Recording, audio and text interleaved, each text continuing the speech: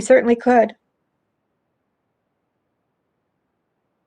Just in the event of recognizing the time, I want to be sensitive to that. So good to see you, Linnea. Good to see you, Todd, Jeremy, everyone. Yeah, and we can at least get through presentation on that. If they show up before we get to motions and things, that might be nice to squeeze in between if that happens. But for now, we can get started. So I'll call us to order. And first up will be approval of the agenda. We do Excuse actually. me, Sarah? Oh, yes, you want to do a roll call to see who's here, don't you? Yes, I do. Thank you. Yes. So I'll start with, of course, Asada Brown. I don't see her on here yet, but okay. Next would be Monica Dellenberg. Here. Cecily Harris. Here. I've got a terrible connection, though. You sound good. Todd Kemry. Todd Kimmery is here. I thought I saw you. Bob Moeller. Not yet. Jeremy Peichel. Good afternoon. Jeremy's here. Anthony Taylor. Not yet. Kana Brown or Yang. Here. And Tony Russo. Here. All right, so that is a quorum. Okay, good. So then we would move to our approval of agenda.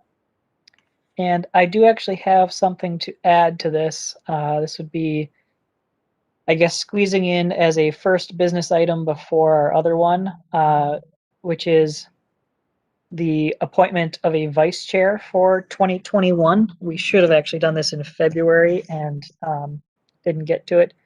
So it would be just an item with a proposed action of appointing Anthony Taylor for that. And we can read that off more as we get to that point. But that would just be an amendment to what was posted for agenda in business item right before one of appointment of a vice chair for 2021.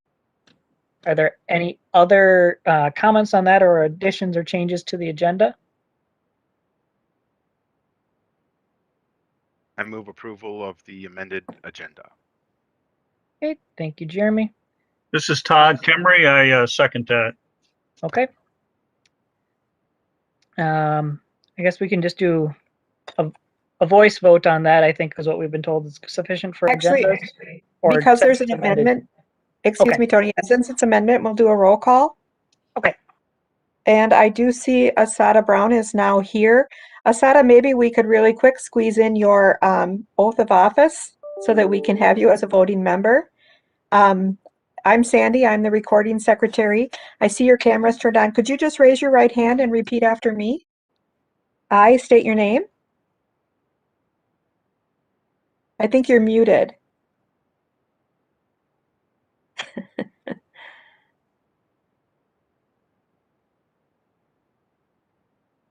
I'm still not hearing you.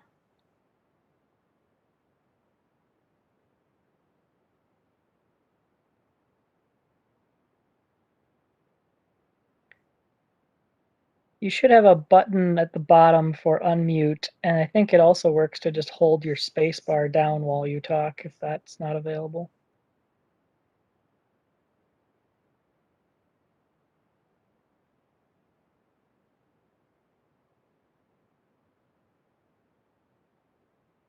Can you hear me now? Yes, we can. Okay, so I state your name. I, Asada Brown, Do solemnly swear do solemnly swear that I will support the Constitution that I will support the Constitution of the United States of the United States and of the Constitution of the State of Minnesota, and the Constitution of the State of Minnesota, and that I will faithfully discharge and that I will faithfully discharge the duties of the office of the duties of the office of Commission Member District D Commission Member District D of the Metropolitan Parks and Open Space Commission of the Metropolitan Parks and Open Space Commission To the best of my judgment and ability, so help me God. to the best of my judgment and ability, so help me. And I don't want to say that, so help me. Okay, that's all right. I will forward you the paperwork to sign and instructions on where, with an envelope to forward that on from there. Okay, so Right. we're going to go now to the roll call for the amended agenda, and we'll start with Asada Brown.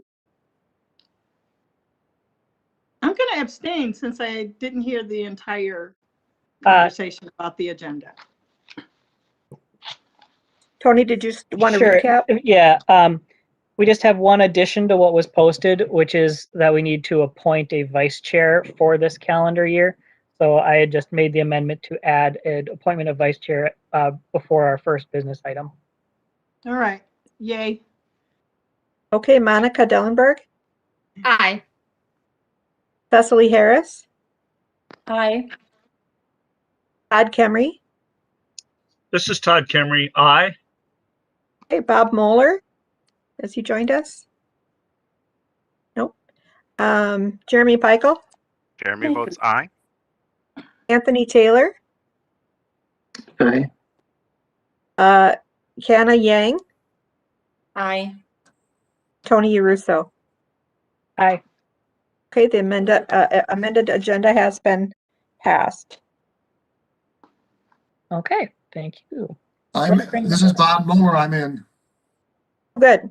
Thank you, Bob. So next up would be approval of our minutes from our February 4th meeting. March was canceled, which is why we're going back 2 months. For that, we'll just take a motion from anybody who was present at that meeting. I'll make that motion. This is Cecily.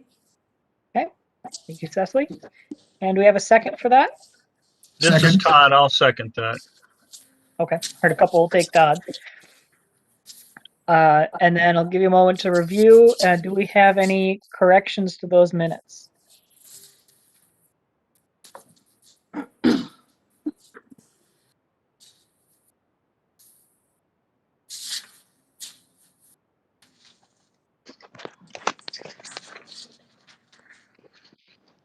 Okay, hearing none, we'll proceed with a vote on approval of minutes for February. Okay, Asada Brown, Yeah. Monica Dellenberg, Aye. Cecily Harris, Aye. Todd Kemry. This is Todd. Aye. Thank you, Bob Moeller, Aye. Jeremy Peichel, Jeremy votes aye. Anthony Taylor, Aye. the infamous Anthony Taylor. I've seen you on the news a couple times lately. Hannah Yang, Aye. Tony Russo. Aye.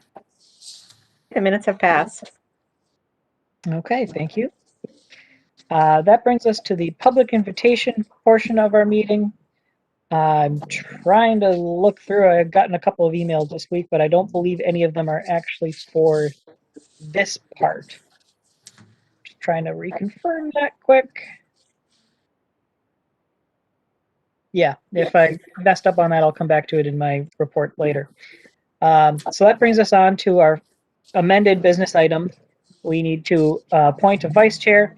So this is something that's just spelled out in our commission bylaws that we do every year.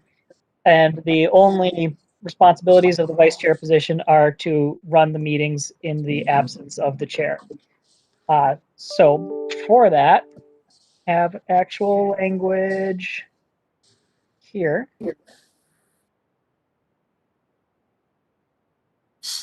I'm moving a proposed action of that the Metropolitan Parks and Open Space Commission approve the appointment of Anthony Taylor as the commission's vice chair for 2021.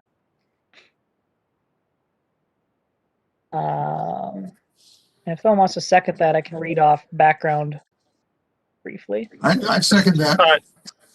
Okay, thank you, Bob. So just to read off the actual bylaws bit, says section, this is 2C or 11C. The chair shall name a vice chair from the commission members, subject to approval by the commission, who shall act for the chairperson during temporary absence or disability. The term of the vice chair shall be 1 year, commencing the first regular meeting in January. We actually probably should change that at some point because we usually don't have regular meetings in January, but that's what it says. So in accordance with those bylaws, the rationale is I'm appointing or nominating for appointment Anthony Taylor as vice chair, subject to your approval. Term would commence April 1st, 2021, and go to the first meeting of the commission in January of 2022. Is there any discussion on that item?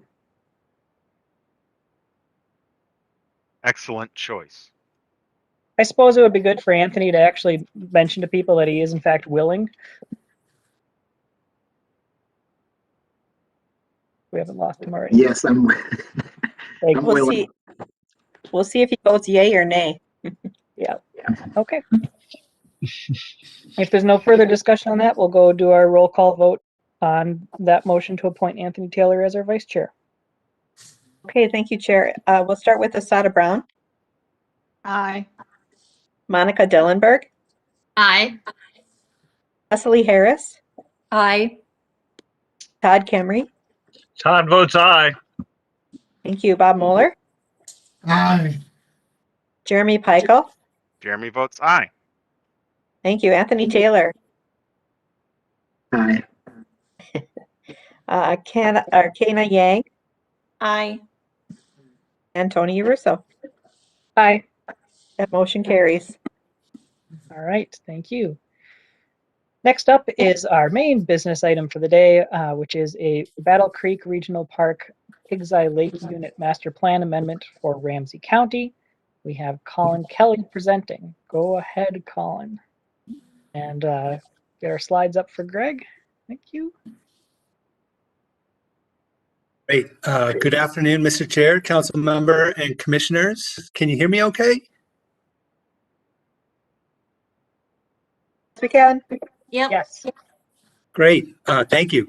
I am Colin Kelly, a planning analyst, and I'm here to present the Battle Creek Regional Park Pig's Eye Lake Master Plan Amendment on behalf of Ramsey County.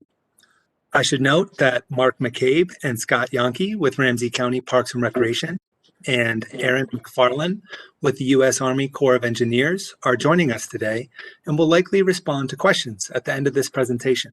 Next slide, please.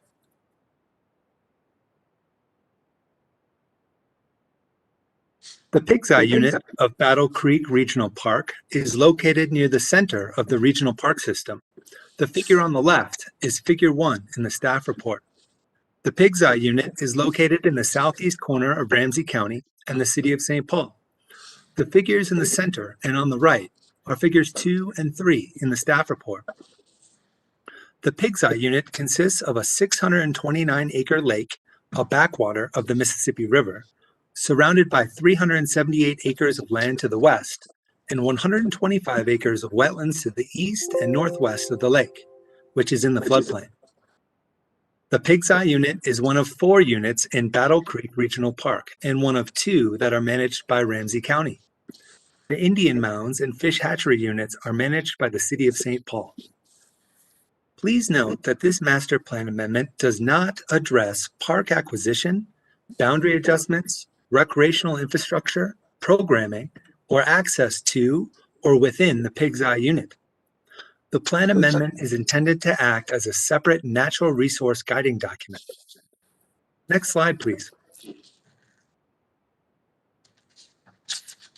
In 2015, funding became available through the U.S. Army Corps of Engineers Continuing Authorities Program to develop a feasibility study for the implementation of islands within Pig's Eye Lake. The Corps, in collaboration with Ramsey County, initiated an agency-wide planning effort comprised of federal, state, and local agencies in compliance with the National Environmental Policy Act, or NEPA, and Minnesota Environmental Policy Act, or MEPA. Extensive agency coordination efforts included the Corps, National Park Service, U.S. Fish and Wildlife Service, Minnesota Department of Natural Resources, Minnesota Pollution Control Agency, Minnesota Department of Transportation, Metropolitan Council, Ramsey Washington Metro Watershed District, Ramsey County, and the City of St. Paul. Additionally, non-governmental organizations including the Friends of the Mississippi River, Friends of Pool 2, the Friends of the Parks and Trails of St. Paul and Ramsey County, were also included in the review and approval process of the feasibility study. In 2018, Ramsey County applied for grant dollars from the Lessard Sam's Outdoor Heritage Council and was awarded funding to cover the local cost share. On February 21st of this year, the Ramsey County Board of Commissioners unanimously adopted a resolution approving the Battle Creek Regional Park, Pig's Eye Lake Master Plan Amendment and authorizing its submission to the Metropolitan Council. Next slide, please.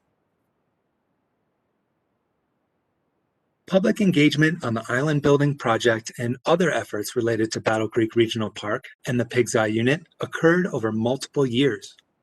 Public engagement for the feasibility study was completed with 2 concurrent 30-day public review periods for both NEPA and MEPA processes to allow general feedback from the public. Public notices for this review were listed on the Minnesota Environmental Quality Board, or EQB, website, and were also shared via press releases in the local newspaper, Ramsey County website, and on Ramsey County social media outlets. Additional public engagement related to Battle Creek Regional Park and the Pig's Eye Unit occurred during the development of Ramsey County's Park and Recreation System Plan in 2018 and the initiation of a planning process to update the overall Battle Creek Regional Park Master Plan in 2019. The System Plan community engagement process was conducted primarily via 2 methods, pop-up meetings and an online survey. Currently, there is a separate, larger master planning effort being conducted for the overall Battle Creek Regional Park. A robust public participation process for this effort was launched in the spring of 2019 and included several pop-up events, stakeholder discussions, community forums, a design workshop, and an online survey. Public engagement continued in 2020, predominantly using online or virtual approaches due to the COVID-19 pandemic. Next slide, please. Public engagement for this focused master plan amendment was intended to reach a wide audience. As part of the planning process, Ramsey County held a 45-day public review period. Notification of the public review period occurred through multiple channels.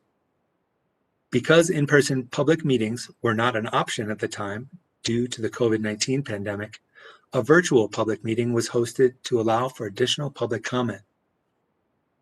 Future master planning for the Pig's Eye Unit that relates to public safety or protection, or explores access or future recreational or infrastructure improvements, will re-engage local residents and community members. There was mixed support from the public regarding the plan amendment, particularly related to the island building project. Some commenters stated that the existing pollution concerns should be addressed before other actions are taken, or that public participation opportunities during the development of the feasibility study were not well communicated. Other commenters referenced the opportunity to study different plant species in the context of a changing climate, or express support for the project. Next slide, please. As previously stated, the Focus Plan Amendment addresses natural resource improvements to the Pig's Eye Unit and does not address park access or possible recreational improvements. The recommended plan for island building was developed to improve aquatic habitat, improve the quantity and quality of habitat for migratory bird species, and maintain or enhance the quantity of shoreline habitat. The design includes 6 islands. 3 of the islands would use a split design establishing sheltered areas in the center of the islands, creating nearly 18 acres of protected wetland habitat. A variety of fill material, including rock, sand, and topsoil, will be used for island construction. The rock will be sourced from a quarry. The sand and topsoil will consist primarily of material dredged from the southern portion of Pool 2 of the Mississippi River, above Lock and Dam No. 2 in Hastings. The Corps tested all dredged material for this project per Minnesota Pollution Control Agency, or MPCA, guidelines, and the material was approved per MPCA's testing standards for placement in water for habitat creation. MPCA guidelines have been developed specifically to protect wildlife that use these habitats. According to the plan amendment, the Corps has been successful using dredge material on past island construction projects in the Mississippi River. The construction of the islands in Pig's Eye Lake is anticipated to be completed by the fall of 2024. Next slide, please. The natural resources within the Pig's Eye unit will be restored and managed according to the 2018 system plan. Restoration and maintenance of restored areas will be a priority throughout the Pig's Eye unit to carry out the mission of providing adequate, sustainable habitats to support populations of native wildlife species. Ramsey County acknowledges the need to address public health protection for the Pig's Eye unit due to surrounding land uses, existing land conditions, and contamination. Additional planning and agency coordination will be required to develop a plan for long-term environmental cleanup for Pig's Eye Lake. It is anticipated that Ramsey County would take a lead role with the Pig's Eye unit for engaging a multi-agency planning study. From a public protection standpoint, next steps include securing funding for planning activities, initiation of an agency-wide planning team to determine project scope, objectives, coordination, stakeholders, agency and public engagement, and a funding strategy, initiation of agency and public engagement process, initiation of additional site assessments, development of an agency-wide monitoring and stewardship plan, and securing funding for remediation. Next slide, please. Most of the Pig's Eye unit land cover consists of mixed woods to the west and wetlands to the east and northwest of the lake. The wooded peninsula consists of typical floodplain trees such as cottonwood, silver maple, green ash, willow, American elm, and some swamp white oak. However, several invasive tree species have also encroached into this area, including buckthorn and box elder. The wetlands within the park consist of native vegetation such as prairie cordgrass and various rushes and sedges. Invasive cattails and reed canary grass also dominate much of the wetland edges.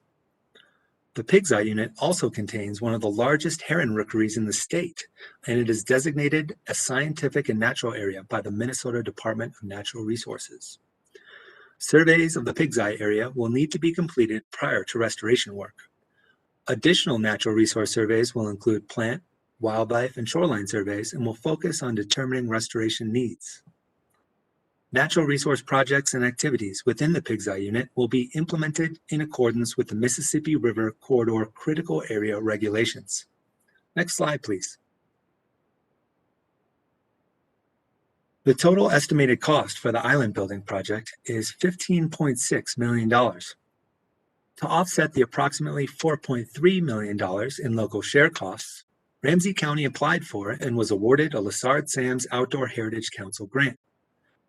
Additional habitat restoration efforts have an estimated cost of $380,000 with ongoing maintenance cost of $90,000 every 3 years. The Corps is responsible for monitoring and determining ecological success for the ecosystem restoration projects it constructs for up to 10 years following project completion, including financial responsibility. No acquisition is proposed. Therefore, there are no associated acquisition costs. Lastly, approval of the master plan amendment does not commit the council to any funding at this time. Next slide, please. The Battle Creek Regional Park Pig's Eye Lake Master Plan Amendment is consistent with the requirements of the 2040 Regional Parks Policy Plan, particularly Planning Strategy 1 Master Plan requirements, as well as other council policies included in Thrive MSP 2040. Next slide, please. The proposed action before you then is that the Metropolitan Council approve Ramsey County's Battle Creek Regional Park Pig's Eye Lake Master Plan Amendment, require Ramsey County to continue to coordinate with the Army Corps of Engineers and the Metropolitan Council during the development and implementation of the Island Monitoring Plan, as represented by Ramsey County, acknowledge the Corps' responsibility for monitoring and determining ecological success for the restoration projects it constructs for up to 10 years following project completion, including financial responsibility, and require Ramsey County, prior to initiating any development of the regional park, to send preliminary plans to the Environmental Services Assistant Manager at the Metropolitan Council's Environmental Services Division. And with that, I will stand for any comments or questions you may have, and will remind you that Ramsey County and Corps of Engineers staff are on hand as well. Thank you. Okay, thank you, Colin. All right, commissioners, what questions do we have for Colin or Ramsey County at this point? Hi, this is Cecily. I have 6 questions to start with. And Okay. they're not in any order. And Colin, thank you for the presentation. It really clarified some of the other questions because I had to read the report several times just to make sense of what was going on. So first of all, why are they requesting the master plan amendment now if the project really started in 2015 with the feasibility study?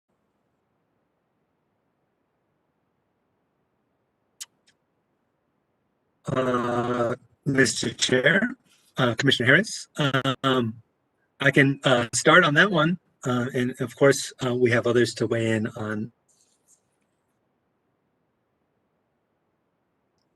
Oops, looks like Colin is having some internet problems, so I would be happy to attempt to answer your first question, Cecily.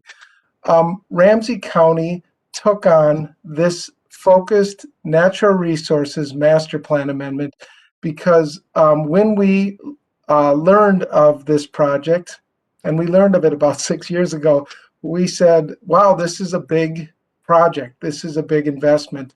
And we asked Ramsey County to, before they did the project, to conduct a master plan amendment. We did this over 2 years ago, and Ramsey County agreed to do that. And they decided, and we said you could either roll this natural resource focused master plan work into the larger Battle Creek master plan amendment, which is ongoing, or you could break it off and do a more focused plan. Ramsey County decided to do that more focused master plan. Thank you. That's very helpful. My next question for clarification is, Colin, I believe you had a slide about the funding. So it sounds like, there's Army Corps funding that supported the feasibility study. Then Ramsey County applied for Lessard-Sam Outdoor Heritage Council funds. So I got really confused. Is that not planning funds? I think your slide said money is still needed for planning. Mr. Chair, Commissioner Harris, can you hear me okay? Yes, we can now. Excellent. Sorry about the internet before. Not sure what that was all about. Yeah, for the island building project per se, the bulk of the funding is indeed being supplied by the Army Corps of Engineers, and the local share is being covered through the Lessard-Sams grant funding. But there are other aspects to the master plan amendment that are introduced in this master plan amendment, including the natural resource restoration activities that go beyond the island building project, and the initiation of a planning process that focuses on public protection and public safety at the Pig's Eye unit. Okay, so it sounds like some of the planning costs are covered, but additional work needs to be done. Is that correct? Okay, my next question, it sounds like each partner has a different focus on this. It sounds like Army Corps wants to do mitigation for work elsewhere, and it sounds like Ramsey County wants to do the island building for natural resource habitat creation. So can you show me on the map where all the Superfund elements are? The dump, the ash piles, the PFAS, etc. Because I'm really curious where all of that is in relation to the island building, and why a cleanup and remediation wouldn't happen before the island building. So that's kind of a double question. I'd be happy to, Mr. Chair, Commissioner Harris, I'd be happy to start with that one, and perhaps others could chime in as well. That, you know, Greg, if you wanted to go forward a few slides, I think perhaps the natural resources map that we've got a few slides down, you're getting closer. Let's go maybe one or two more. Yes, I think this is a good one because it shows a little bit more of the overall context. So on the north end of the map you see on the right side here is the portion where the former dump is and was located. And forgive me, Commissioner Harris, if you could just help me to respond to some of the other navigational questions you had here. Well, I'm just curious, where all the cleanup will need to take place. So it's on the banks, not in the lake per se, or we probably don't know where the PFAS is. Mr. Chair, Commissioner Harris, I will defer to Ramsey County staff for following up further on this question. Okay. Ramsey County, what do we have there? Hi, this is Scott. This is Scott Yonke with Ramsey County. Can everyone hear me? Yes, thank you, Scott. All right. Thank you for the great presentation, and Chair and Commission members. I'll try to answer the question as best as I can. So it sounds like the question is why was the island building project put before the long-term environmental remediation? And there's a couple of reasons behind that. And I think Colin did mention that the ash ponds are located in the northwest corner, kind of where those 4 white boxes are on the aerial.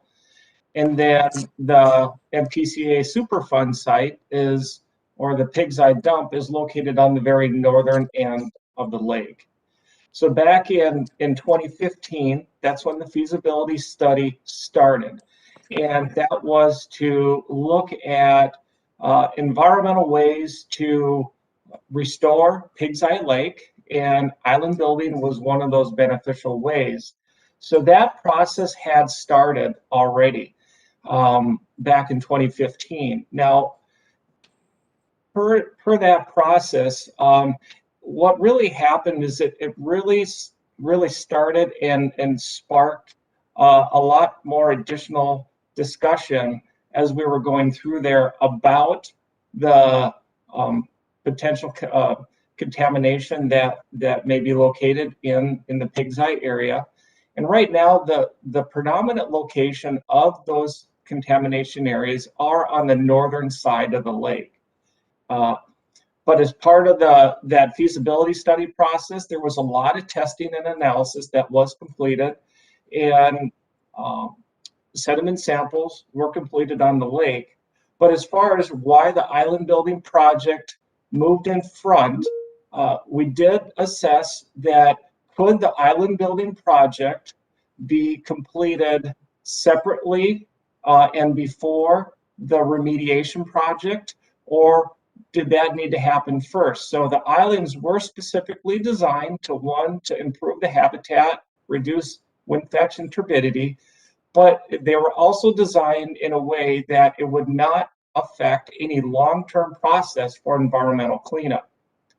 And then lastly, the funding that was tied to this project, there's a large amount of funding that was tied from the U.S. Army Corps of Engineers for the feasibility study, and additionally for the island building project.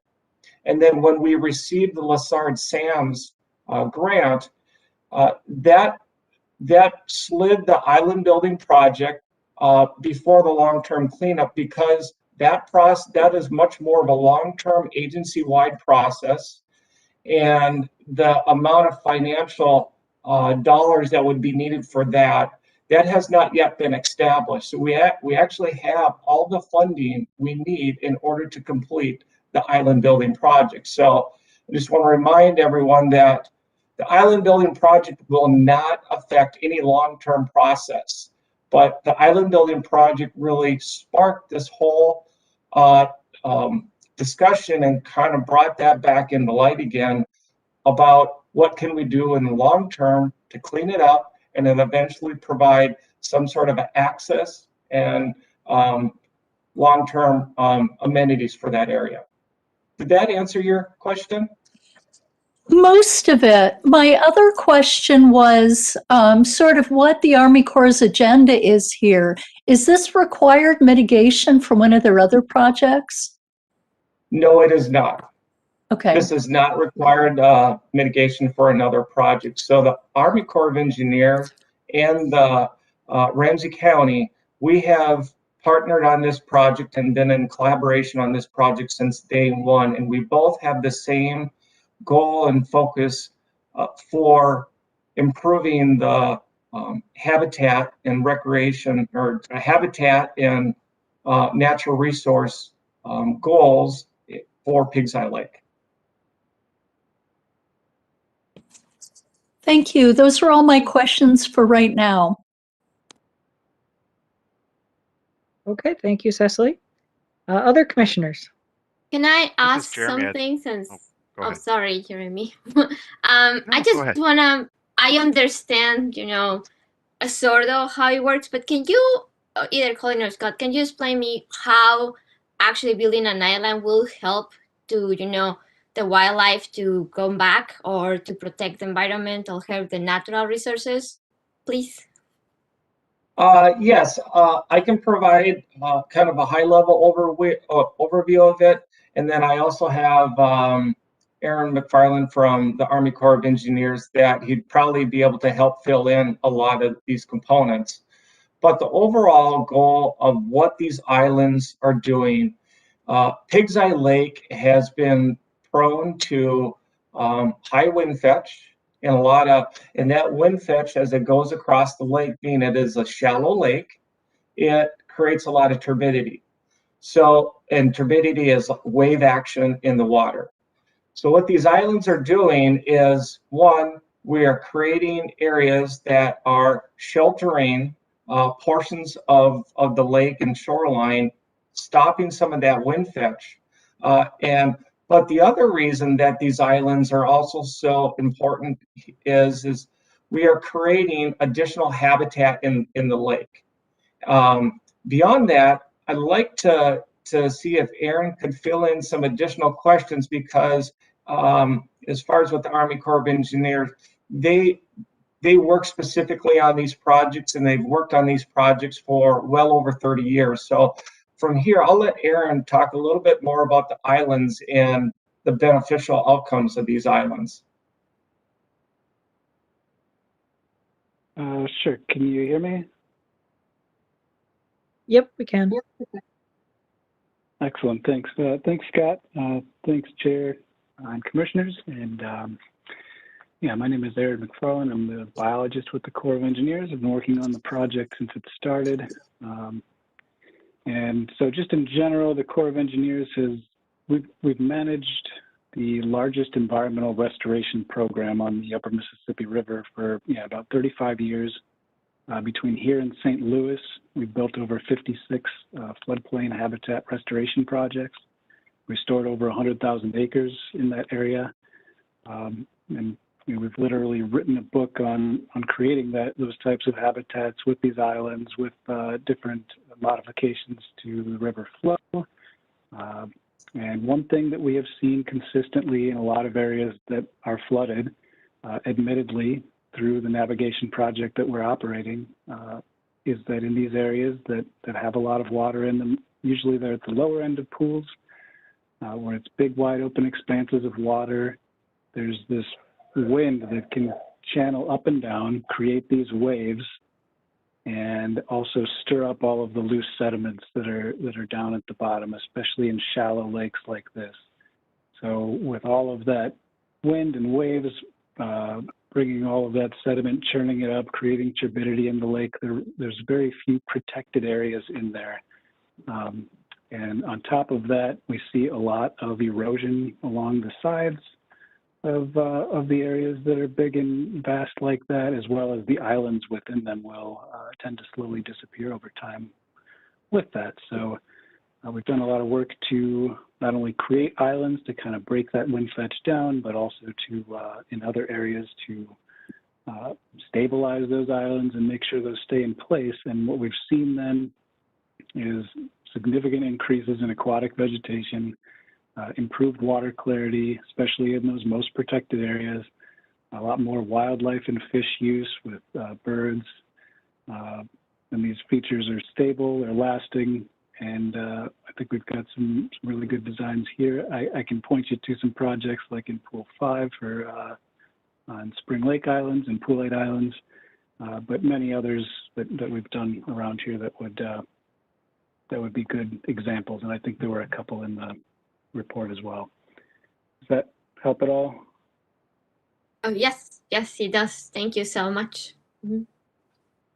Yeah, thanks.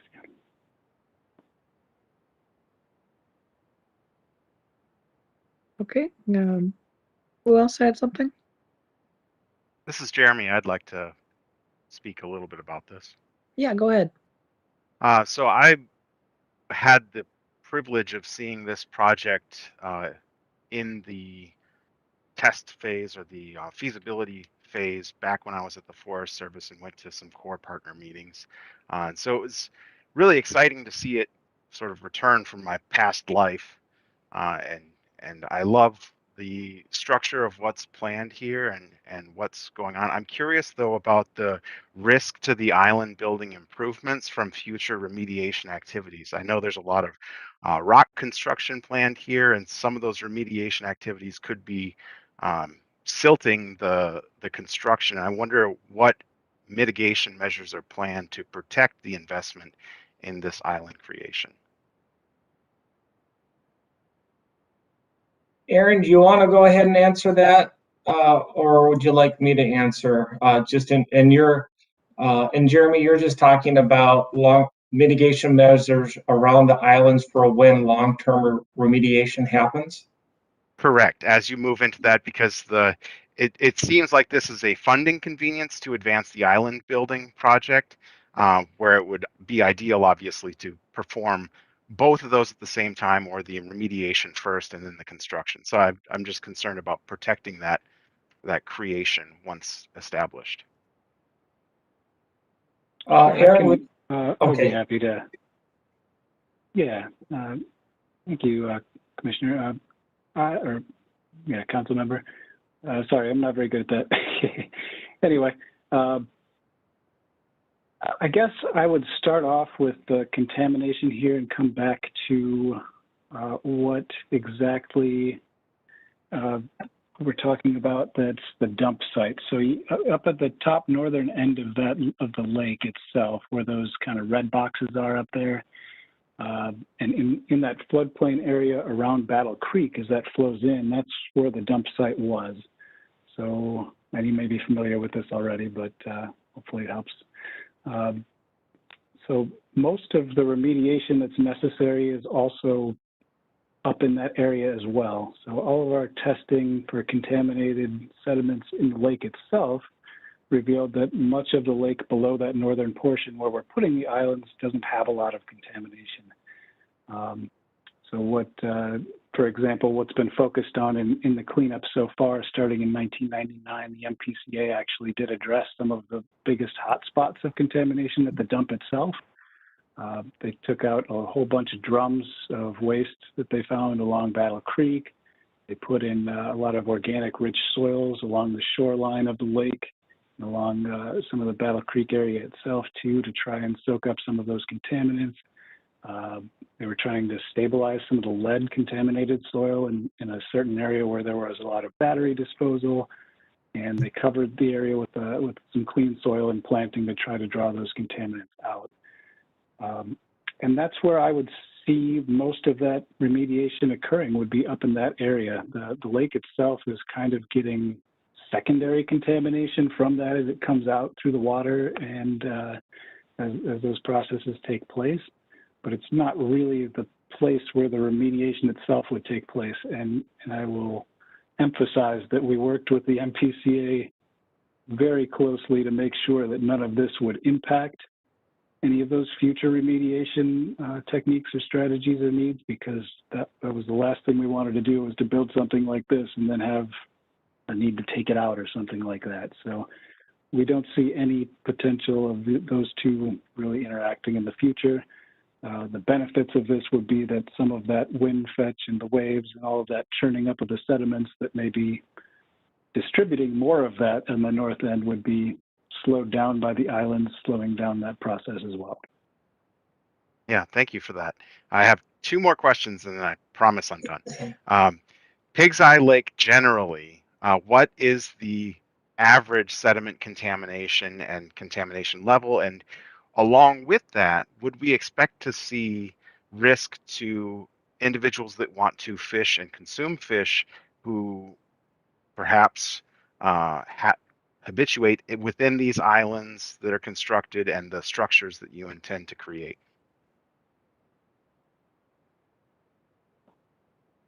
Yeah, thanks. I would need to pull up the report to really get you numbers on that. If you're looking, you sound like you may be interested in those really specific. I mean, just general for the chemical numbers, or purposes just of this generalities. discussion. Okay.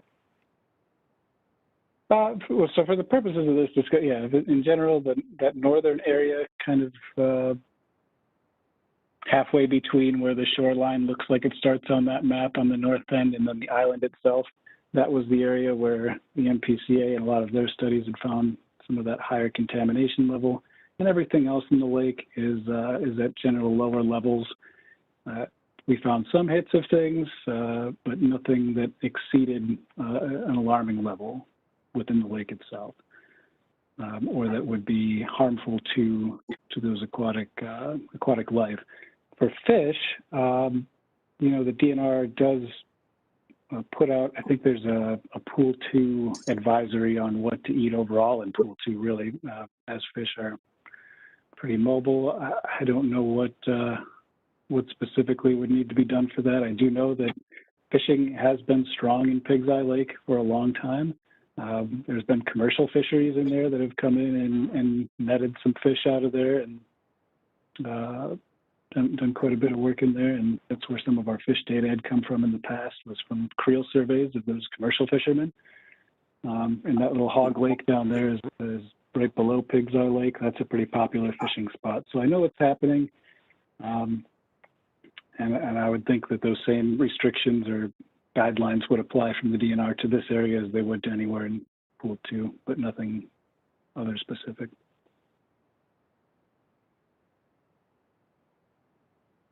Thank you. Tony, I yield back. Great, thank you, Jeremy. Other commissioners with questions or who care to move anything? I have a question. Yes. This is Asada. I would like to know, what was the public engagement that was used for Ward 7 in the city of St. Paul?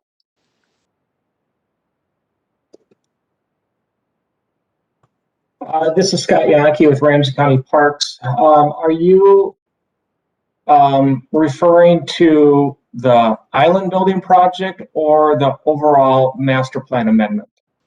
How about both? Okay. So as far as the engagement for the feasibility study, there was extensive partner agency engagement, as Colin had highlighted in his presentation. And then as far as the engagement, followed the National Environmental Protection Act and the Minnesota Environmental Protection Act for engagement. So we did follow the public review process in those two environmental review periods. And what that resulted in is there was a 30-day review for both the NEPA review, as well as a 30-day review for both the MEPA on the Minnesota side.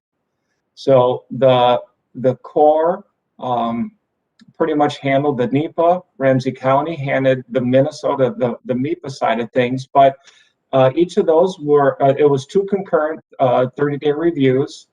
All the information was posted in the Environmental Quality Board website. That's where all this information would typically always get published, well, on any sort of a plan like this. And then in addition, what we ended up doing for the feasibility study, Ramsey County put out a press release to make sure people were notified, as well as our website, which is pretty standard. And then we put a lot of information out on social media to let people know that there's a public review period going on, that to please send any comments you have. And we did get comments from the public during that review period, and they're listed in the feasibility study, and we did provide responses back to them. So as far as the feasibility study, extensive agency engagement, and then there was also on the public engagement side through those 2 process that is very regimented or strict in a NEPA or a NEPA process. As far as the master plan, stepping over to that portion. So the island building project is included within the master plan, but what we ended up doing for there is we launched a 45-day review period. Typically, we use a 30-day review period, but we extended it to a 45-day to allow additional time. All the information was presented as much as we could in virtual format, just doing through the COVID-19 pandemic. So and all the information was presented online, or was available online, and that included presentation overviews so people understood what was going on with it. It also included a virtual public meeting so people could ask direct questions. And then additionally, that was in that 45-day review period. And then we also received multiple comments from the public at that time. Thank you. Can you tell me specifically how you engaged communities of color or any of the neighborhoods that have concentrated poverty that could possibly be affected? I need specifics on how you engaged those 2 communities. So as far as specifics on engaging those communities, when we didn't hold any focused meetings with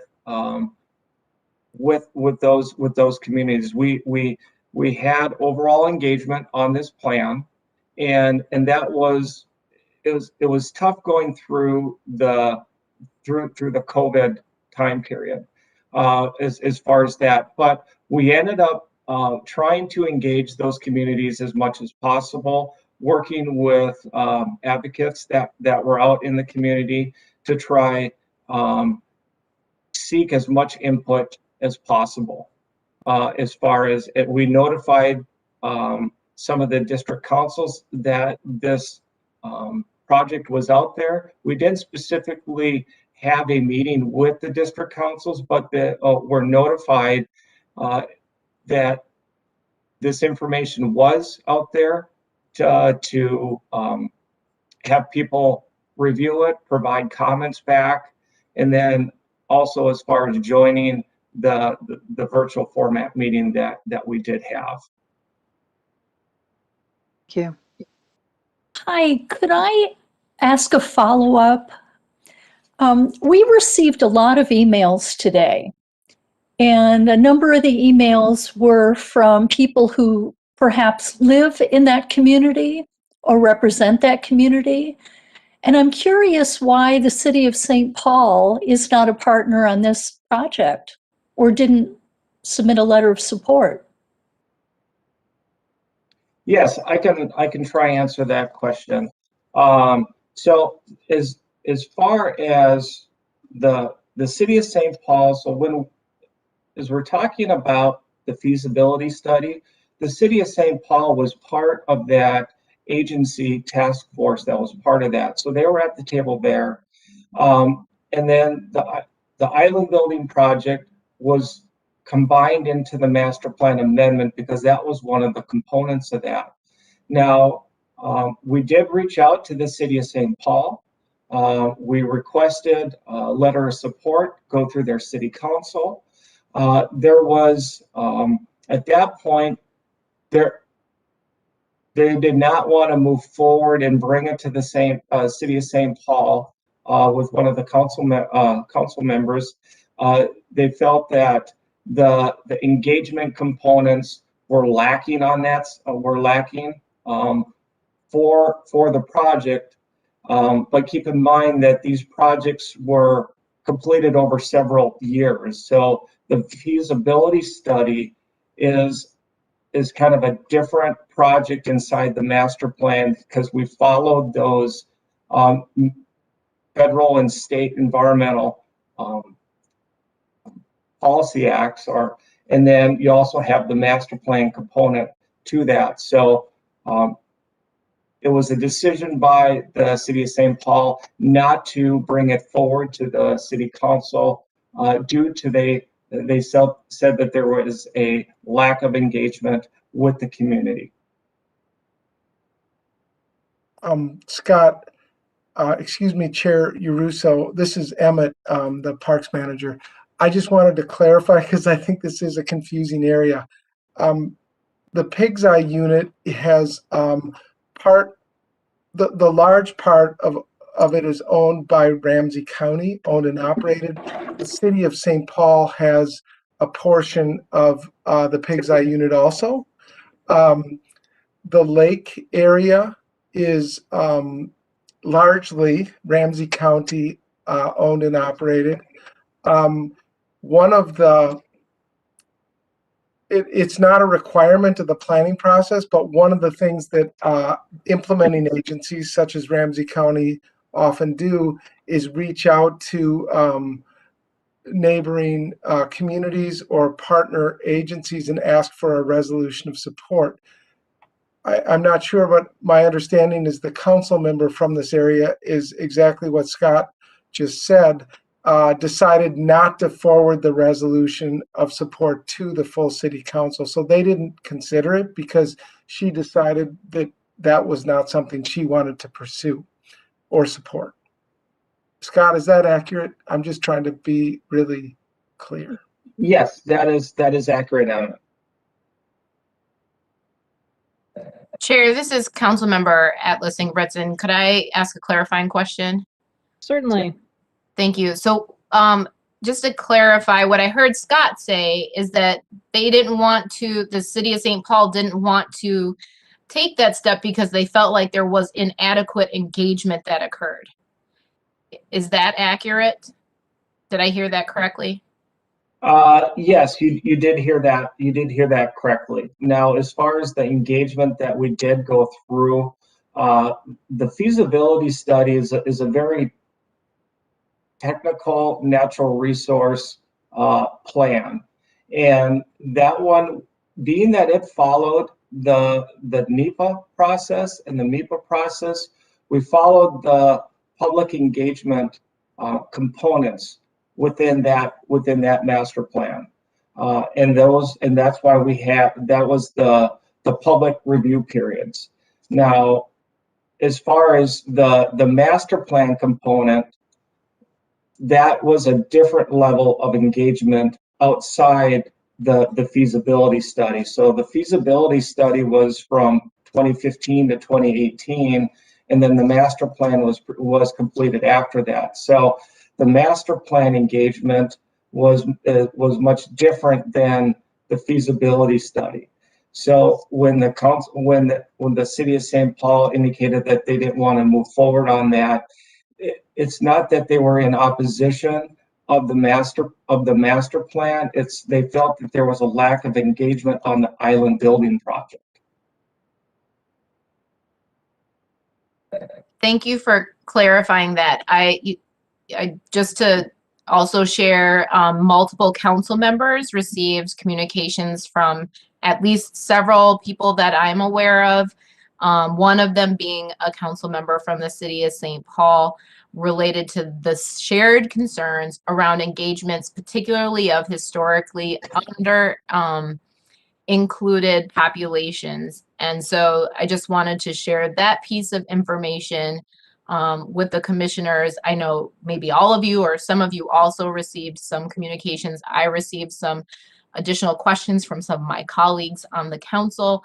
I would offer a couple of thoughts, just that we uphold values throughout the work that we do around advancing best practices in equity and inclusion, and offer that we do have regulatory things that we have to meet as public agencies. We should also strive to not treat them as the max of what we could do, but treat them as the minimum of what we can do.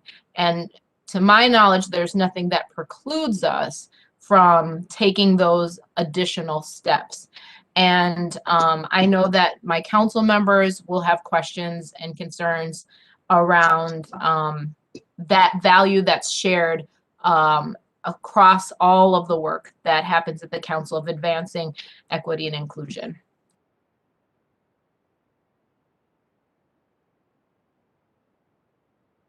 I have a policy question if we have a moment for that. Perhaps Emmett could address it, or Tony. Sure, go ahead. Okay, so I'm looking at the parks policy plan, as one does, thinking about the fact that this is sort of a pulled out natural resources component of a master plan amendment. Do I have that captured appropriately? Okay, so recognizing that, I know that there is also a requirement for equity analysis and public engagement. Is that covered in the part that we will see at a future date, or is that also supposed to be reflected in this natural resource component amendment to the master plan? Chair, Commissioner Peichel, thanks for that question.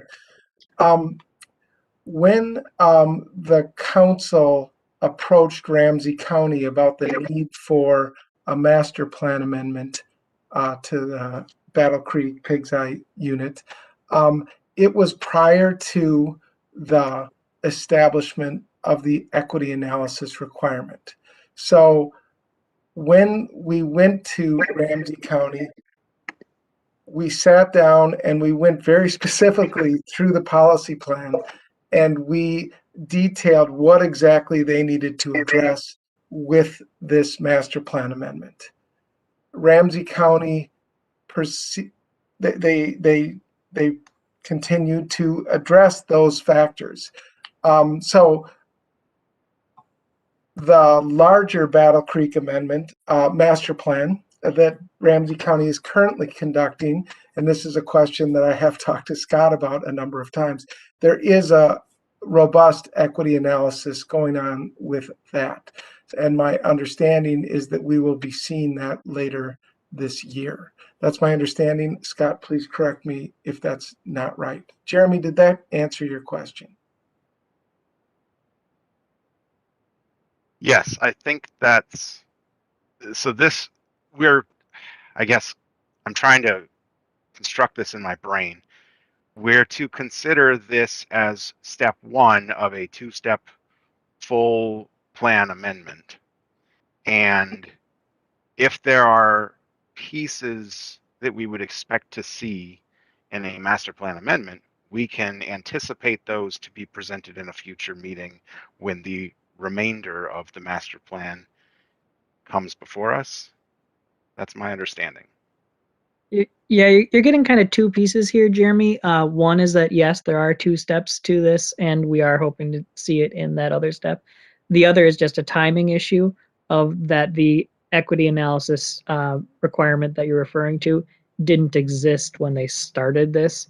So it would actually even be possible for us to get an entire master plan at this point presented to us that didn't have that, if it had that same kind of timing issue. So we're hoping to correct it by having that in the bigger piece in this case. But in terms of just policy plan things, we may even see things later this year that have the same issue for that timing reason too. That is more clear. Thank you. Hey, this is Anthony. Hi, everybody. I think one of the things and I just want to back up. I've kind of been looking at this. I've been following the Battle Creek broadly. And one of the things with St. Paul Parks is that, again, it's outside of their parks, and I actually talked to their staff about it and in terms of their support for it. And just wanted to get their perspective on it. And I also have watched the Battle Creek process. So I think, Scott, one of the things, and Colin, I believe you said that you talked about engagement that is to come, right? That is specifically stated. Is that correct? This is Scott Yankee with Parks, and yes, as far as the Pig's Eye master plan, there is additional engagement to come as we get into the public safety component. This master plan, yes, it is, the island building project is part of this master plan. But the other larger part of this master plan is really setting up that framework for that long-term remediation. And I anticipate that process for that long-term remediation will have a very, very robust engagement component on that one that would be both agency as well as a very robust community engagement or public engagement side on that component. So there is ample opportunity for very intentional and extensive engagement to come as part of that public safety component. And that development will be under the new constraints of the 2040 plan. I mean, correct? Okay, thanks, Emmett. So I think lastly, in terms of this project, one of the things that's interesting, and I want to see if this is true, is that honestly, this particular process, because you're not coming to us for funding in terms of the project, and really in terms of what we're approving is just the addition to master plan. This is a project that is actually funded by the Corps of Engineers. It's been researched and studied by the Corps of Engineers, and then the benefit in operation long term is through Ramsey County. Is that fair? Yes, you are. Yes, this is Scott from Ramsey County. You are correct on that one, Commissioner Taylor. The project is, the island building project is 100% fully funded. Okay. So, I mean, that really answers all my questions then. And I think in terms of, and I guess, Scott, what I'm really trying to understand is that this is an addition to the larger Battle Creek master plan, and there will be an additional master planning process for the island development. Is that right? Can you repeat that? An additional planning process for the island project or the public safety? So you're specifically talking about public safety. So as you characterize this, it is all of the additional efforts regarding to community engagement, and then the ultimate kind of development of it will be under this public safety standard, and that's where public engagement will be driven. Correct. Okay. And the other thing, Scott, I ask is relative to really, I think Ramsey County's new commitment around programming, and how is there something around that will be a part of it as well. I mean, and I think it's been exciting to hear those statements related to programming as a foundation of the equity standards that you all are doing. And so is that something that will be part of this as well as we think about the renewed habitat and re-engagement of this area and all things? Is there an element of this related to programming that also comes out of this process? Yes, this is Scott Yankee again. That is ultimately the end goal, is to restore the habitat within Pig's Eye Lake area. But the public safety component of this is really where that really drives it home, because that process has to be implemented first. So the public safety process has to be fully completed so the area is safe for public access before those recreation amenities can be established or access into the area. So after that is completed, there's going to be extraordinary benefits for recreation and programming in the Pigs Eye Lake area. But that would be a process that would be included in the public safety component to determine what that could be or outcomes of that, what that could be as a result of the remediation project, because those things would probably need to be reanalyzed or revisited to find after that project, after that public safety component is completed, to make sure that we could address all those items. Okay, and just one more thing, and Emmett, you can maybe help with this as well and answer this, is that in terms of the process itself, this actually is a little unusual for a Corps of Engineer project to actually come here. And this was even taking that step and working with Ramsey County this way and making this part of the master plan actually was an additional nod to community as well. And so I don't know, I guess so now we have to lean on Ramsey County to continue the community engagement process. So is that a fair description of it, Emmett, staff? Chair Uruso and Commissioner Taylor, that's a fair statement. Ramsey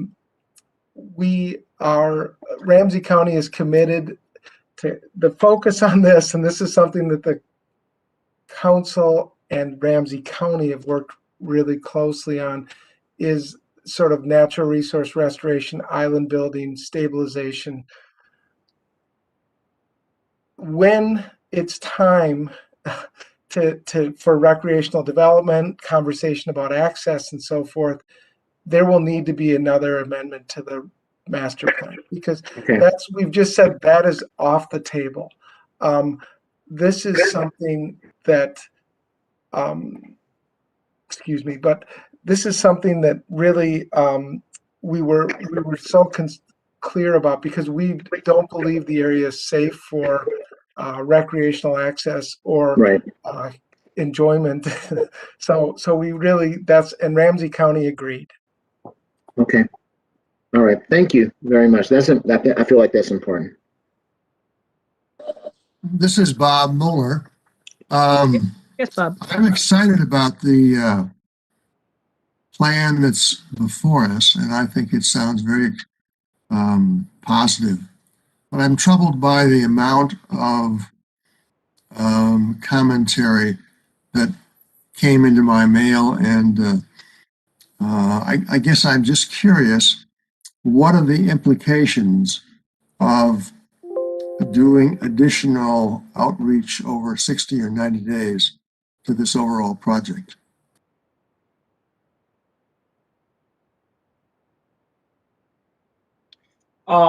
This is Scott Yankee from Ramsey County Parks again. Thank you for the question.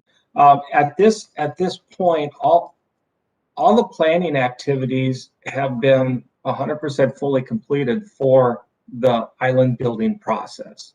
So that process is included within the master plan. So, and we're at a point right now where we need to move forward with that project. We have very strict timelines regarding funding that we have on the project. One from the Lessard Sam's Council, as far as timing in order to complete the project in the grant timeline for there. And additionally, on the Corps side or the federal side in regards to funding that they have. So we're at a point with the island building project that the design is fully complete. So we do need to move forward with that project. So there could be detrimental implications to that project by delaying it out several months due to a lot of these funding components that we have on the project. Just so I'm clear on what you said, I understand there are some time frame issues on some of your grant money. Are you saying that a 60 or 90-day delay would jeopardize those funds? Yes, I believe they would.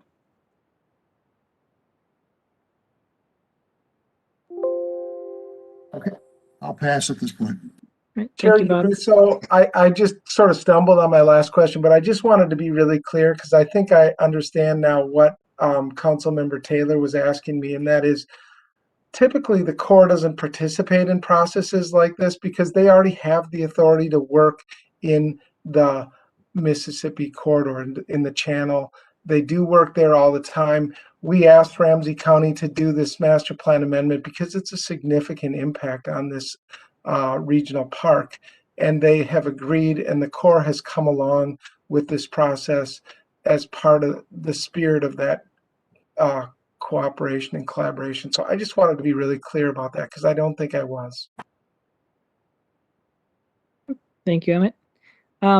We have Council Member Lee joining us as well, and you have a question to add? Yes, thanks, Chair. My name is Charlie. I'm the council member for this district, District 13, and I saw a letter from the St. Paul Audubon, and I wanted to ask you here to see if Scott or someone else could help answer it. But can you please tell us what is the projected effects of construction on the egret and eagle rookeries? I can provide a little bit of information. I think Aaron might be able to help fill in some of the blanks. But the project is within Pig's Eye Lake.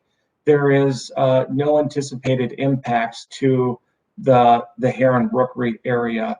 We've also taken into account to avoid any sensitive nesting time periods as part of that, as well as there are components that are that the contractors will need to follow. There is absolutely no access onto that area. There's going, no impact to that area.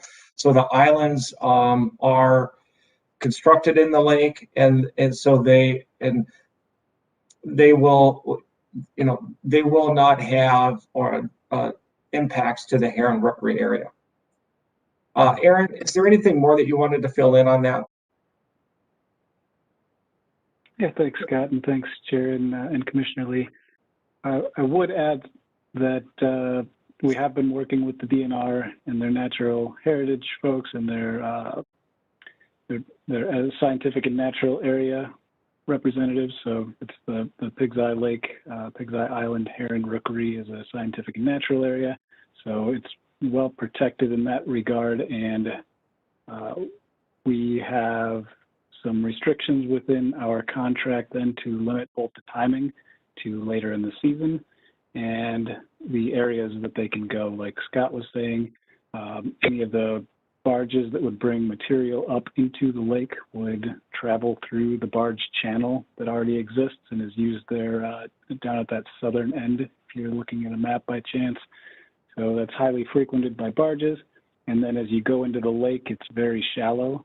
So there is one staging area that would be afforded within the water. They would work on barges from the water there, which is over 400 feet away then from the northeast corner of the heron rookery, because some of that water is also part of the SNA. So all activity would stay out of there. We don't anticipate a whole lot of additional noise because there's already that same similar activity right next to where we would be placing all of that. So that's all been carefully considered in that and coordinated with the DNR to ensure that those effects would be minimal. Thank you, and thank you to Chair Yaruso for letting me speak. Thank you. And it looks like we have a hand up for Cecily. And then I Todd. think Todd's hand was up before mine. Okay, So if you'd like to wasn't go sure. first. Go ahead, Todd. Thank you, Cecily. Yes, Chair and presenters.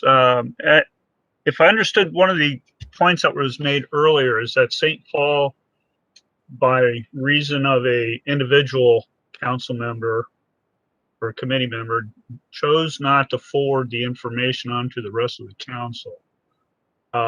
Does St. Paul have any interest or intention to be able to voice their concerns or opinions or their viewpoint on this in the future? Is there any process that Ramsey County has to, or is Ramsey County in any sort of conversations with St. Paul about this unique situation? I think that's my question. Thank you.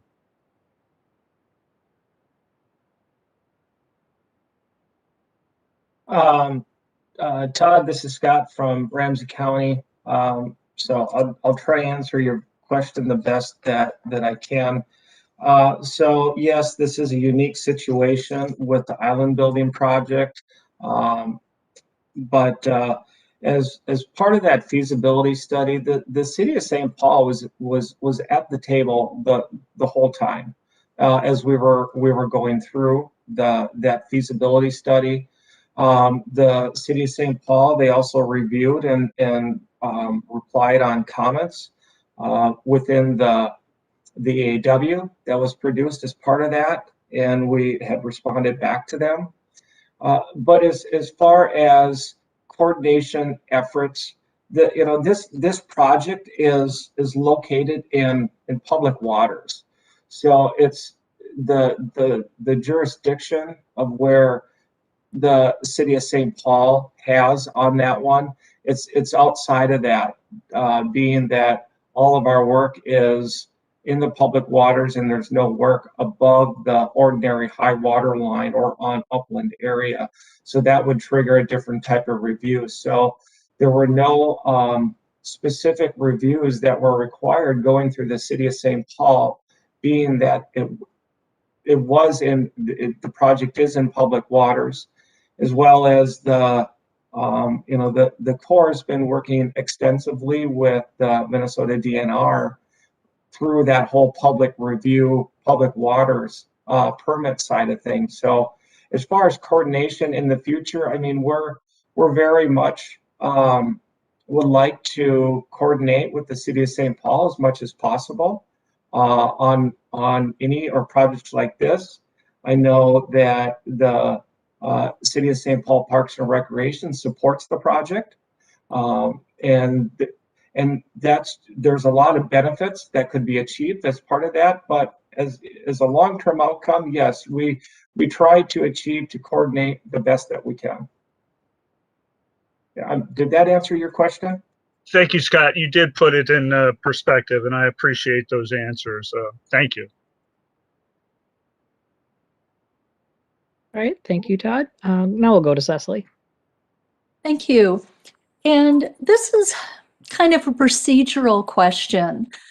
I know you're still taking questions from all of us, but I was just looking at the proposed action, and I understand that the item before us is just looking at a natural resource guiding document for the islands for Pig's Eye Lake. It's not everything else. So is there ever a way for us to add another proposed action for when they come back to us on other aspects of Pig's Eye Lake in a future master plan amendment, that they really do a more robust public engagement process, reaching all the populations in St. Paul that we've talked about during this meeting? There are a couple ways of doing that. I mean, you certainly could, if you wanted to, put it into an actual motion to record that. Otherwise, of course, we have a relevant staff here. Even just saying that and having this discussion gives them some guidance there. Also, our third approach is, anything that we say here that's of note goes on to the CDC and council through our liaison member, Atlas Ingebretson. And that also gets communicated a few other ways. So there are formal ways that we could put an encouragement in. It's not necessarily all that concrete because it's just recording an encouragement kind of thing still. And then they are also going to have the rules of our current parks policy plan in future master planning as well that didn't necessarily apply to this one, as I was saying earlier. So we have a couple of different things on already. If you wanted to put something else on, you certainly could. What that does is somewhat debatable, but is an option available to us. Right. Thank you. Thank you for the clarification. And I guess my thought was it would acknowledge, all of the people who've written us letters this week. It would acknowledge that we heard them.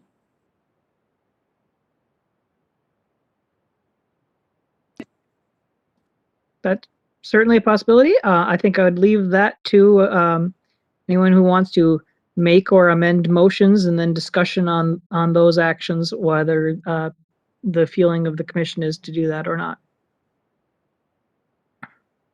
So certainly at this point, we could be taking a motion and rolling with it from there. Tony, can I add something to that before we move to change motions and everything, please? Sure.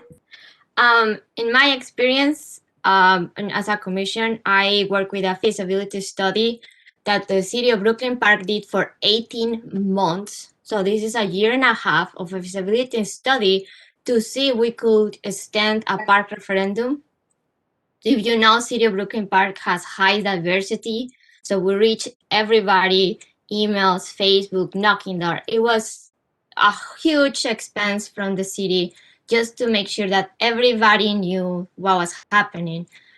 Then, the time came, the feasibility stops, and as a commission, I got not 5 emails, I got like 30 or 50 emails from people saying that they have no idea about this, that we never reached out to them, that they didn't understand why they were having to maybe pay an extra $2 on the utility bill for the next 50 years. So my point in this is no matter how long you do a feasibility study, how much you stretch it out, sometimes, most of the time, people are going to say that they never knew about it until they see that it's going to affect them. And it's like with the emails that we got all yesterday. The one from the city council was sent to Tony at 4:59 p.m. on Wednesday, 31st, knowing that we're going to talk about it on April. Couldn't he just send it on Monday? So, we know, okay, we have extra time to figure out this. As a new member of the commission here, I have no idea of any of this. I got, the minutes on Monday. I read them. I went there. I checked. My questions were about the natural resources, the impact in wildlife, is this going to be polluted or not? And then they answered pretty clear. To me, it's totally a clean project that is going to improve our wildlife and our resources. And it has to be stopped because someone say that we didn't hear from you, didn't come to my door and ask me.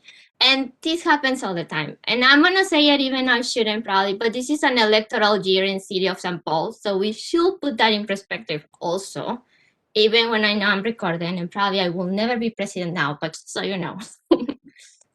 So that's it. I just think it's something that we should consider also. Thank you. Thank you, Monica. Tony, this is Jeremy. I'll make a motion of the proposed actions, the 4 items that we saw before, as written. Okay, so we have a motion for the proposed actions from the staff report. Do we have a second for that? I second. Okay, thank you. Mm-hmm. Do we have any discussion on that motion?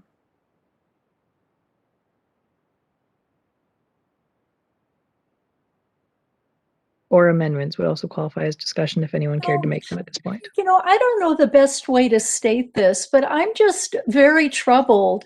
I know I spent a lot of time trying to understand this item before us. And I appreciate what Monica said earlier about people, maybe missing communications about public engagement opportunities. But when I, as a commissioner, had a heck of a time trying to figure out what was going on in this report, I wonder if the public sort of felt the same way. You know, it's just a part of the natural resources conversation about pig's eye. And maybe they misunderstood what we were doing this evening. Yeah, there probably is at least some of that. I know in some of the emails that I got are kind of molding together a few different pieces. There are some concerns for and against on the island project. There are also some things mixed in there about recreational uses concerns that certainly people want to see raised more. That'll come in the next phase of stuff. And I think that was kind of stronger questions about the engagement aspects, even really tailored to those, though there certainly were some both ways. But it is certainly confusing, especially when you get into the jurisdictional issues with the core and stuff like that. It's a little different than most of our stuff. I will say I appreciate the effort staff did in assembling this proposed action. It's very thorough, and that interagency connectivity, I know how hard it is to wrangle all those cats into one room, let alone get them to agree on something. And so I commend Ramsey County and the Corps for taking the time to add these extra steps and really keep us informed on something they could have just done unilaterally. I think that's fantastic. Thank you. Further discussion? Oh, I suppose I need to actually state this question. Sorry, that's my bad.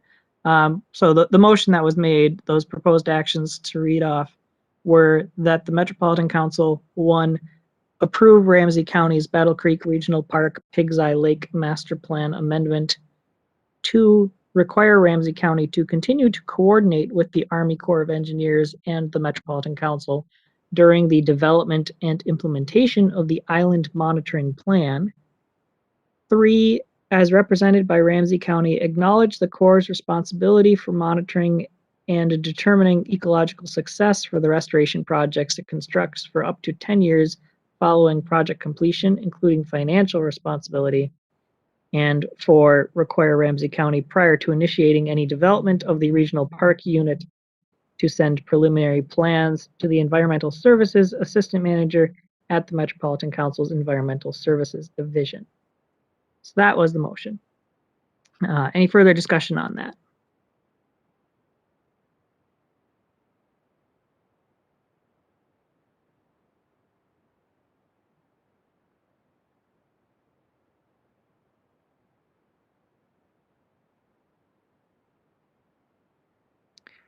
All right, I guess hearing no further discussion, we'll proceed with a roll call vote on that.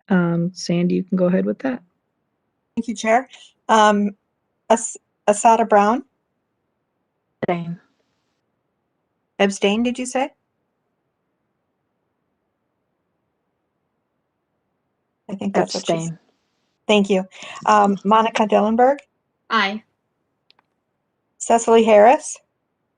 Well, I am so torn on this. And I guess I'm going to have to trust staff on this, and I hope it doesn't backfire on us, but I will support it. Thank you. Todd Kemmery? Todd Kemmery says aye. Bob Moeller? Aye. Jeremy Peichel? Jeremy votes aye. Anthony Taylor? Aye. Kana Yang? Sorry. Aye. Aye. And Tony Russo. Aye. That motion carries. Okay, thank you, Sandy. That will move us along to the information item on our agenda, which is follow-up and next steps on our commission's equity conversations. We have Amanda Lovely leading this discussion.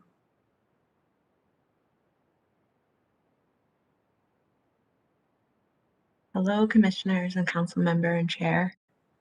Greg, can you bring up my PowerPoint? One moment.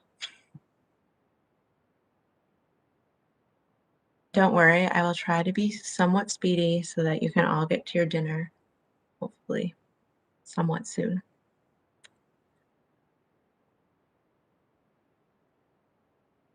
All right. So thanks again for joining me and Roderick in our equity conversation last month. We really appreciated each of you participating and the vulnerability and insights that you shared with us. We are sorry for any technology issues that limited anyone's participation. Like Bob, we loved how your voice was in one room and your body in another. Thanks for being with us as we worked through that technology stuff. Next slide. So I just wanted to share back what we heard from the group at the end when we talked about next steps. And we heard that there was interest in increased knowledge of amenities and programming in regional parks and trails, help increase the level of understanding among regional park system managers and programmers of the cultural interests and orientations of BIPOC communities, help recognize that parks and trails are more than just a connection to the outdoors, develop a resource toolkit to help advance shared learning about racial equity and the outdoors, and dedicate time to future meetings to continue conversations about racial equity in the outdoors. Next slide. So we just wanted to update you on a few things that we're starting with to get started. So we have scheduled Learning from Place Bedote tour through the Minnesota Humanities Center.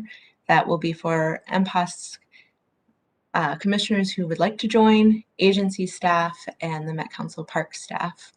And that will be happening at the end of September. Hopefully COVID allows it, fingers crossed. That will be in person. We are also beginning to think about how to conduct a parks outreach and programming field scan, and working on those details, and thinking about a creative ways to share articles, media, upcoming presentations, and talks around equity in the outdoors. So how to gather things that all of you know that are happening and try to share it across with everybody. And again, we're figuring out the best technology way to do that, and we will get back to you soon, hopefully. Next slide. This is my last slide, but I just wanted to ask, what are your thoughts about continuing equity conversation? What advice you have, and did I cover everything from what we heard from you? So we can stop the presentation so then I can see more of your faces. So just what are your thoughts and how you'd like to move forward with our equity conversation, or what advice do you have for us as we continue this work? And thanks for your time. Okay, thank you, Amanda. Any commissioners or Linnea have advice on where we go next for equity? Also, if you don't want to speak up, you can type in the chat, or you can email us as well if that feels more comfortable for you too. Or if you're just really hungry and having trouble focusing and it comes to you later, I also feel free to email me at any point, because I understand that feeling too.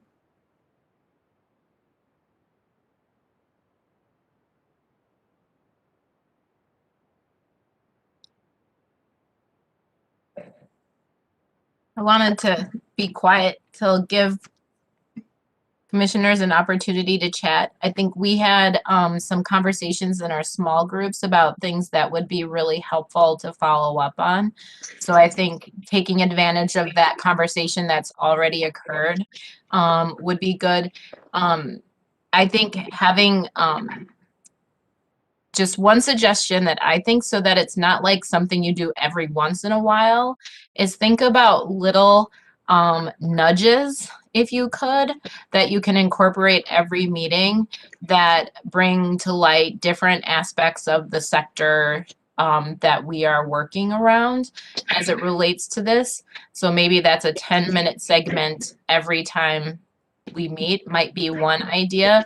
And there's one thing that I think stood out for me, and I'm really grateful that we were able to do this for the first time with the commission, but is also thinking about how do we create common language and understanding of key terms and concepts around this work and integrating that knowledge into the group. I lastly would say not everybody was able to participate. And so thinking about how do we bring their knowledge and voices into that space and advancing this work and creating some supportive responses for those who articulated that they would like additional support around this as well. Chair, I'd this like is to. Oh, go ahead. Commissioner Todd. Jeremy, go ahead if that was you. Yeah, I just wanted to build on what Linnea said. I want to be a park champion and trail champion the way that Anthony Taylor is. And I'd like to have the resources to be able to be that for my communities. And so I don't feel like I have that right now. Wow. Thanks, Jeremy. I guess. Yeah, I think that's a common thing. We want to do the right work, but don't necessarily know what that looks like or how, coming from different backgrounds. Well, and you all are, it's so funny that I think, oh, you all are people that I really look to as really doing the real, I don't think people in the community really get it. And I think we have a unique place. And I would go so far as to say, I want to co-sign what, Ms. Linnea said, but I want to go deeper. I think that we need to actually commit the resources, if this team is willing to actually dig deeply into the idea of being anti-racist, anti-oppressive in terms of our work. I do believe that it is difficult for us because we are part of a tremendously impacted oppressive system. I mean, it's really difficult to say it out loud some days, but we are. And I think that all of you, Monica, you're amazing. Like I just have to, it's just, we have to arm this team with an analysis of what's going on around us so that we can be our most powerful selves in it. And then related to what we do actively in our own communities, I really believe that that's part of it as well. We have to be more supportive of Amanda and the work that's happening there. We literally have to actually be more supportive of all of our implementing agencies because they don't even realize they're the system. I mean, they come to us, with this, it's baked into us and it's really difficult. And I think that going through an experience where we are aligned around the idea of what the challenge actually is, would make us more powerful. And I think I would love not just small nudges. I think we all need to go find a ledge and jump off together into the anti-racism, anti-oppression foam pit, and then really get to work on this because it's real work. And I really want you all to know that so much of where this comes from is related to public space. I think that's something that we do not emphasize enough. What we see in terms of the disparities in community are related to the way the policy that was written around the land and where people live and how we divide this up. And it is very, very critically important that we believe that our work in MPOSC through the regional park system, the parks where we live, is fundamentally critical to us dismantling racism and oppression. And you all are heroes for me all the time. Todd teaches me all the time. I mean, these are things I've never said to you, but I have become a tremendous advocate around issues that I've not always championed by sitting at this table and listening to your challenges to what's going on. So I would like us to take a deeper dive, make a bigger commitment, and make a statement from this commission about anti-racism, anti-oppression, and lead the Met Council even. I mean, we can be leaders in this work. So thanks, Jeremy. Thank you, Anthony. Chair, could I have one more comment? Sure. Just to Anthony's point, I want to point out that this body is already leading in the council. not just the body, but the work of Yeah. this team, that, you know, what, even that we had the conversation at all. We are, you know, you're so many of the aspects when it comes to advancing equity. If we look across the institution, the best practices and the leading practices are happening here. So I just want to acknowledge that, and also thank you for being guinea pigs with us as we're building this out. In addition to, you know, really the leadership of a number of the commissioners here, who've been here for a number of years. Bob comes to mind, Anthony, you know, of course, and Tony. And I want to just really acknowledge that you guys have been on a journey, and Todd, you know, doing this work for a number of years, and have really enabled this sector of the council to do significant institutional advancements in this space. So now what we've been talking about, and why we have this conversation, is how do we not just rely on having great commissioners, but also make sure that we're creating a supportive system that brings new commissioners into these conversations from a place of strength and confidence, and have a real pipeline of succession, because people can't stay on the commission forever, right? People win the lottery and go off and do amazing things. And I can't keep begging people to stay on forever and never leave. And so, and we want to bring more people into the family of how do we re-envision how we do this work. So I just want to acknowledge that and thank the new council members for joining us in the last 2 years, and thank the previous council members for their leadership in this area, their advocacy, their support, and for sticking with it and not being afraid to speak up. And I want to just reaffirm what's the culture that's here, and not allow us to forget that. So thank you. This is Bob, Mr. Chair, Satellite. Anthony, I'm inspired by your challenge to us, and somewhat awed by it, because I don't exactly know how to do it. One of the things that struck me, Renee, that you said earlier about maybe even just a 10-minute segment each time on the issue of equity. I know that in the implementing agencies, there are a lot of programs going on, and they are feeling proud of them. And perhaps we could listen to some of their best practices. And, excuse me. So I don't know. I'm really in favor of this, and I don't exactly know how to do it, but I do think also that the best practices of some of our implementing agencies would be things we could learn from and build on. Thank you. Hi, and this is Cecily. I just love what I'm hearing from everyone.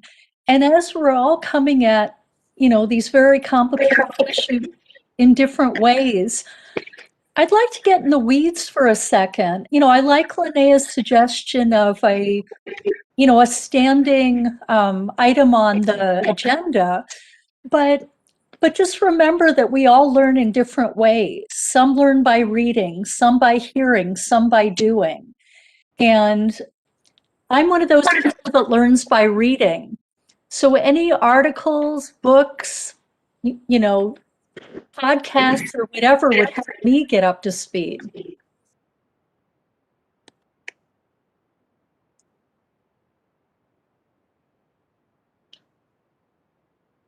Okay, thank you. Chair, this is Todd. Yes, Todd. Thank you. So at this point, I guess I'm kind of really preaching to the choir. I really did like Linnea's suggestion about having regular. So I think that helps if we're consistent and we do something on a regular basis. So I second that idea that Linnea had. And then again, or in addition, I think Anthony was spot on. It's hard to follow that. That was a great interjection, Anthony, and it's worth taking to heart. That's about it, Chair. Thank you. Okay, thank you, Todd. Any other comments before we move on?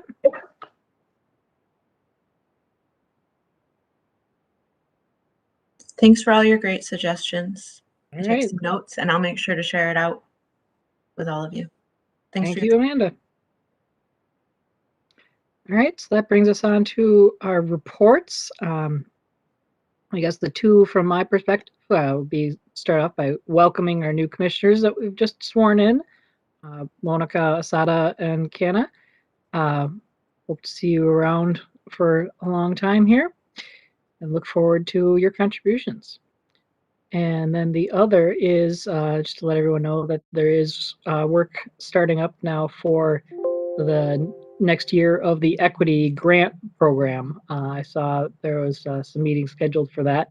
I do want to mention, Jessica, that I just discovered some of those emails from you recently because they apparently went to my spam folder. So I don't know why, but I found them now. So if anybody else is missing communications, that could be why. I think that is it for me then. Are there other commissioner reports? Actually, Cecily, I have one. I this week have heard from our friends at Washington County Parks. They have two things happening in the near future. On June 8th, at the Cottage Grove Regional Park, there's going to be a ribbon cutting for that launching facility project that we learned about. Was it 2020? I don't even remember now when it came to us, but details will be forthcoming.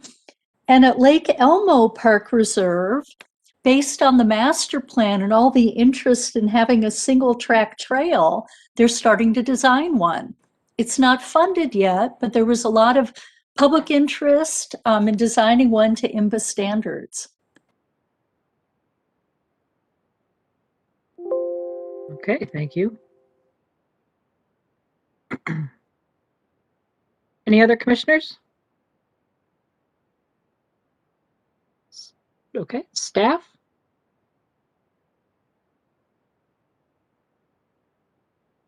Chair Russo and commissioners, I have two very short reports.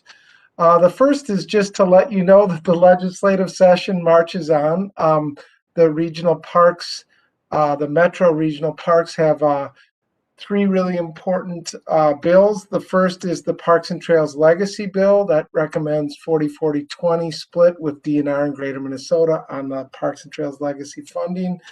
The second one is around operation and maintenance funding. The governor's recommendation is to continue the about $9.2 million each year of the biennium. And then the third one is we have two bills in the Legislative Citizen Commission on Minnesota Resources package that is going to provide additional funding if it passes for land acquisition through our Park Acquisition Opportunity Fund program. So stay tuned. Those are all in play. I want to mention that the regional park implementing agencies have their own bonding bill that will be getting a hearing in the House on Tuesday. My last thing I want to say is April 1st, happy April Fool's Day. And the April is there's this big effort around 30 days of biking. And I know the Minnesota Bike Advisory or Bike MN, excuse me, has a big promotion now. But one of our park agencies, Three Rivers Park District, is also really promoting this 30 days of biking. And they're using a tool in cooperation with council called Goose Chase. And it's a really fun thing to do where you follow like missions, or you're given challenges to get out into new places. And so if you go to Three Rivers website, you will learn more about the 30 Days of Biking Goose Chase. I have never done it. I look forward to learning more. So with that, that's all I have. Thanks for your patience. I also put the info in the chat. If anyone has questions about the Goose Chase, let me know. And I'm about to post an article that was also written about by Three Rivers around equity and biking after our conversation. So I'll put it in right now too, so you can read that too. Tony, I just want to add, as mayor of St. Paul Park, I partook in a town hall meeting last night that included Representative Frankie and also Senators Carla Bingham and also Representative Tony Jurgens from the Hastings area. And I posed the question, getting more money for our regional parks, and to look at, they were under the impression that operations and maintenance, it was interesting because they thought it was more fully funded. And I said it was a far cry from, and that they need to take a look at that, and that we need to get equity in all of our parks if there aren't any user fees. Some of our parks, I think residents are restricted by the user fees. You know, for me, I don't find it a problem because I look at it as supporting our parks, but there's many people I think out there that don't use our parks because they're blocked by those user fees and they don't want to travel too far. So hopefully I opened some eyes and got them to look into those issues a little bit. We'll see. Okay, That's all. good to know. All right. I think we're probably way past any sort of committee deadlines for this session, but maybe we'll see something next year. Okay. Well, with that, then I think we're set to adjourn. Thank you, everybody. Tony! Whoa, sorry, no. You always forgive me. You're just not pushy enough. I just wait for you to say council member reports. But I just I'll be super fast. One, I'm gonna sing this from the rooftops for until some media channel picks it up. But I just want to welcome everybody to their official first meeting. We took the vote at the council to appoint all of the new commissioners, and to say that we have and I'm going to go out on a limb because I think this is true. This is the first commission we've had with a majority BIPOC membership on the for Metropolitan Parks and Open Spaces, but I'm going to guess we don't have that on any other commission board or other than the Equity Advisory Committee of the council. We also have close parity in gender diversity and also age inclusion as well. And that is not common either. And so I just want to really thank the new council commissioner members who stepped forward, to the council members who participated in the process, and our community members and our staff, and for being supportive and flexible and willing to do what we needed to do to make sure the process is as inclusive and open as possible. And want to thank people for saying yes to staying and for saying yes to joining, and just want to be deeply celebratory. I got to find one of those things. Where are those things? There's my little, I'm going to be celebratory about this, and just really excited. That's a big deal. And when I talked earlier about how this body is leading in the council, this is an example of, there were things that staff did to change and adapt and do things differently, and that's what it takes. So I think we have Lisa Barajas on the call, so those are pats on the back and appreciation all the way around. I also want to just take a moment to really deeply recognize and send condolences and appreciation to you, Tony. And you know, whenever we're in meetings talking about your contribution to this work, Chair, it is with great admiration that people reflect on your service, your body of knowledge, and your willingness to serve and support. And we know you've gone through a devastating loss, and I know we all sent condolences, but I just also want to make sure we take the time to recognize you. And you are and have been a great asset, not just to this body, to other bodies. And I'm just very grateful to count you among people I know and have been able to reach out to, and has been such a wonderful support for our community and for the state of Minnesota. So I just wanted to take an opportunity to say thank you. All right, thank you. All right. With that, now I think we're ready to adjourn. Thanks.